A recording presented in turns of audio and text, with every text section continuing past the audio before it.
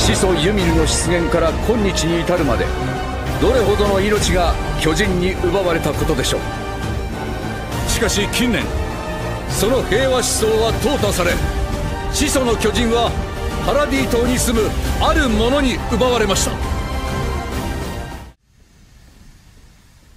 俺は巨人を殺せ。一匹残らず。その名はエレン・イエーガー。La saison 4 de SNK est tout juste sortie et nous n'en sommes qu'au 7ème épisode, et ce qu'on peut dire c'est que les avis concernant cette saison sont mitigés, notamment à l'égard du studio MAPPA. Si vous avez Twitter, vous n'êtes pas sans savoir qu'une grande partie de la communauté de Shingeki no Kyojin en veut à MAPPA pour l'animation de la saison 4. Entre l'utilisation de CGI et certaines animations faites à la main qui ne sont pas très belles, nous allons revenir sur pourquoi les fans de Shingeki no Kyojin, ou du moins une partie d'entre eux, râlent contre MAPPA, et est-ce que c'est vraiment la faute des animateurs. Bonjour à tous, c'est Saliste, et aujourd'hui nous allons revenir sur l'un des plus gros coups de gueule de la part des fans concernant la Japanimation en fin d'année 2020, début d'année 2021. Je veux bien entendu parler de l'affaire saison 4 SNK et de l'animation proposée par le studio MAPPA et l'utilisation de CGI. Générique.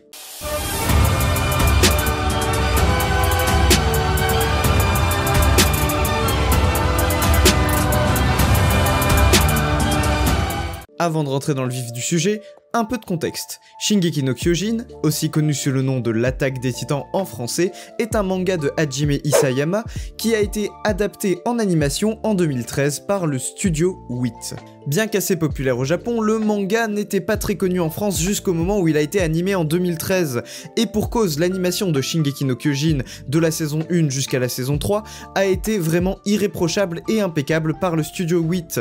Le fait est qu'à l'époque, le studio WIT est un tout nouveau petit studio. En effet, il a été créé en juin 2012 et l'adaptation de l'Attaque des Titans a débuté le 7 avril 2013. Il s'agit en effet du premier projet du studio, et une des raisons que l'on peut tout de suite remarquer concernant la bonne qualité de l'animation de l'Attaque des Titans par le studio WIT est que c'était leur seul projet en 2013. Ils n'avaient que l'Attaque des Titans à faire, ils n'avaient que l'Attaque des Titans à animer. On notera par ailleurs que de 2013 à 2020, le studio WIT n'a adapté que 1 ou 2 mangas maximum en animé, ce qui fait que par année, il n'avait que 2 mangas au pire à devoir animer en même temps, sans compter les OAV et les films des autres licences qu'il possédait. Mais alors, si le studio WIT s'est fait une très bonne réputation grâce à Shingeki no Kyojin, pourquoi donc abandonner l'animation de la saison 4 et la laisser à MAPPA ? Eh bien tout simplement parce que derrière cette magnifique animation à laquelle nous avons eu droit pour les 3 premières saisons, il y a surtout des animateurs à bout, étant donné que l'animation de Shingeki no Kyojin est réputée dans le milieu pour être l'une des pires à faire. Si on prend la chose du point de vue d'un animateur, il y a toujours quelque chose à animer dans chaque épisode de SNK, que ce soit les mouvements d'un titan, ou alors tout simplement le bataillon d'exploration et le fait qu'il voltige entre les arbres. Ce sont des animations qui ne sont pas simples et qui doivent être répétées dans chacun des épisodes. Devant la charge de travail incommensurable que représente la saison 4 de SNK, le studio WIT a décidé de ne pas prendre en charge l'animation de cette saison. Bien qu'aucune raison officielle n'ait été donnée, ou du moins je n'ai pas trouvé sur internet la vraie raison officielle, nous pouvons déjà nous dire qu'il s'agit sûrement d'une question de réputation, notamment avec le fait qu'il ne voudrait pas perdre en réputation en animant moins bien la saison 4 que les 3 précédentes saisons. On peut imaginer aussi que devant la charge de travail qu'incombe la saison 4 de Shingeki no Kyojin, le studio n'a pas voulu exploiter ses animateurs et les faire surtravailler. Mais donc avec le retrait du studio WIT de l'animation de Shingeki no Kyojin, la saison 4 s'est retrouvée sans personne pour l'animer. C'est alors que le studio MAPPA était le seul studio qui considérait éventuellement animer Shingeki no Kyojin. Le studio MAPPA n'est pas très connu à ce moment-là. Aucun autre studio ne voulant adapter Shingeki no Kyojin, le studio MAPPA a donc pris la décision de officiellement adapter Shingeki no Kyojin pour éviter aux fans de devoir attendre des années et des années avant d'avoir une vraie adaptation en animé de la saison 4. Un seul petit problème se pose, le studio MAPPA n'est absolument pas connu à ce moment-là. Lorsqu'ils acceptent d'animer la saison 4 de Shingeki no Kyojin, personne ne sait vraiment qui sont ces gens. Ils ont animé beaucoup de choses auparavant, mais rien de vraiment très connu, à part peut-être Yuri on Ice et Hajime no Ippo. Cependant, en cette fin d'année 2020, le studio MAPPA a un atout de taille,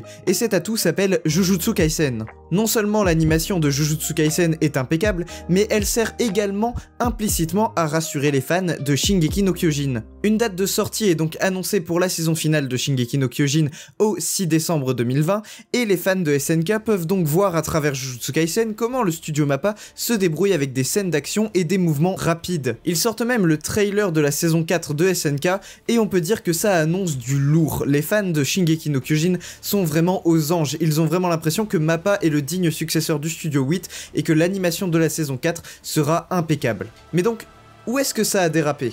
Eh bien, tout simplement à la date du 6 décembre 2020. Lorsque le premier épisode de SNK sort officiellement sur Wakanim, les serveurs sont down pendant plusieurs heures, certaines personnes devront attendre le lendemain avant de pouvoir enfin regarder ce premier épisode, mais ce qui est sûr, c'est que sur Twitter, ceux qui ont déjà vu l'épisode sont déjà en train de râler.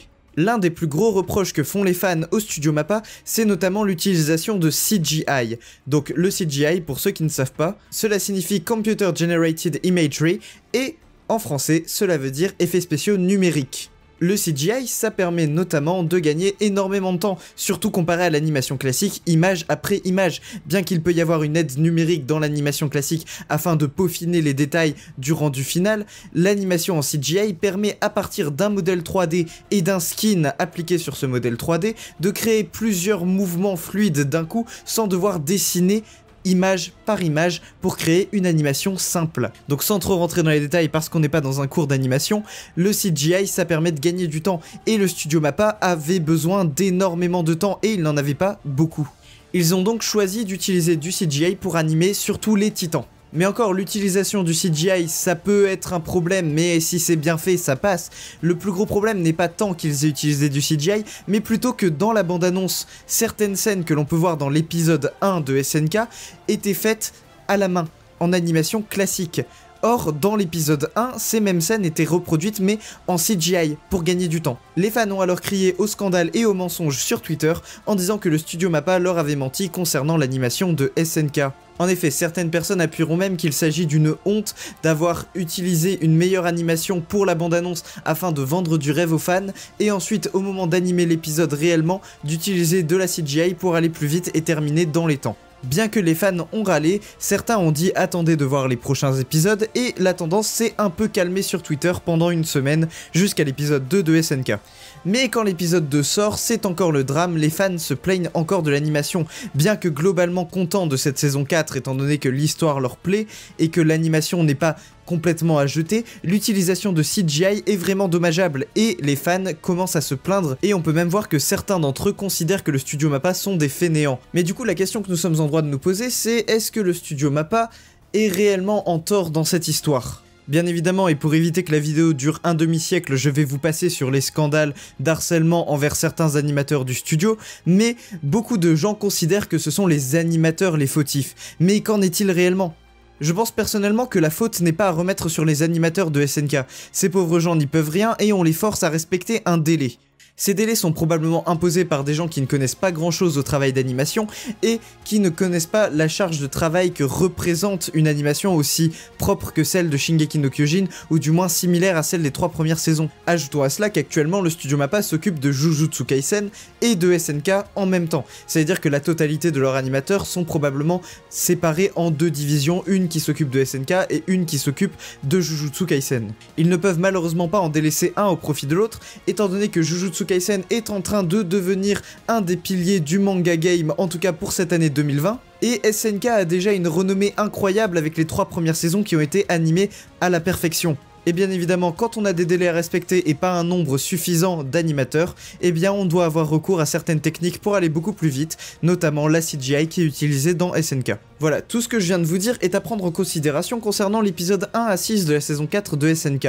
Sauf que, au moment où j'enregistre ces lignes, l'épisode 7 vient juste de sortir. Et là, c'est vraiment la délivrance pour les fans de Shingeki no Kyojin. Cet épisode 7 arrive vraiment à allier CGI et animation classique, mais de manière tellement fluide, propre et, on va dire, plus ou moins discrète, que ça en fait un très bon mélange, un excellent mélange même. Si on devait comparer cet épisode à l'épisode précédent, on peut voir que le studio MAPPA a bien compris le message des fans de SNK et essaye de faire de leur mieux pour animer ça de la manière la plus propre possible.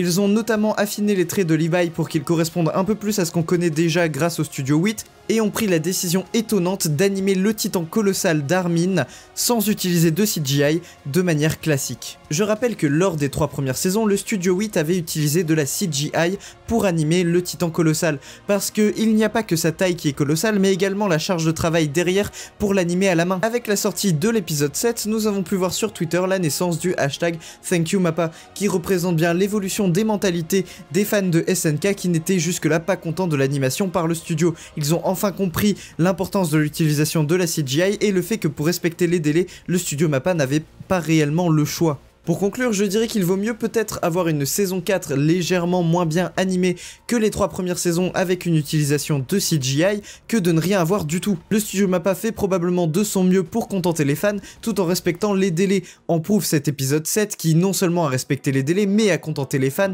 en ayant une animation bien plus que correcte. J'ajouterai que si des gens ne sont toujours pas contents du travail que le studio Mappa fait, ils n'ont qu'à essayer de se mettre à l'animation eux-mêmes et verront la difficulté que requiert cette tâche, surtout quand on a des délais à respecter et qu'on anime un manga aussi iconique que Shingeki no Kyojin. Un argument cependant que je peux entendre de la part des fans, c'est que le studio Mappa n'avait qu'à pas accepter d'animer Shingeki no Kyojin s'il n'était pas capable de le faire correctement. Je pense surtout ici qu'ils ont voulu se faire un nom et accepter beaucoup trop de gros projets d'un coup, que ce soit avec Jujutsu Kaisen ou avec Shingeki no Kyojin, et ont malheureusement été débordés par la tâche. En tous les cas, les dés sont jetés et la saison 4 de SNK sera animée par le studio Mappa. Ils nous ont montré qu'ils étaient capables de faire de très bonnes choses comme ils étaient capables d'en faire de moins bonnes, en espérant que les épisodes à venir seront plus dans la même vibe que l'épisode 7, plutôt que dans la vibe de l'épisode 1, 2, 3, 4, 5 et 6. D'ailleurs, dites-moi en commentaire si vous auriez préféré attendre quelques années de plus quitte à avoir une meilleure animation de SNK,